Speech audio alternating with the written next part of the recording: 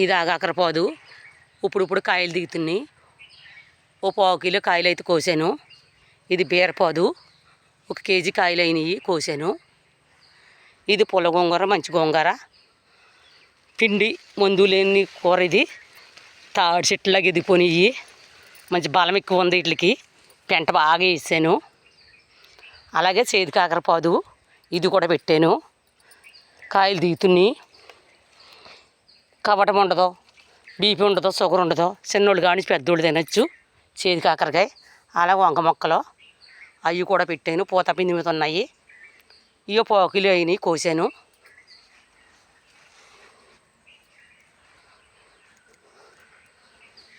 ఇవి కేజీ బీరకాయలు, 1/4 కిలో వంకాయలు, ఆగాకరకాయ 1/4 కేజీ.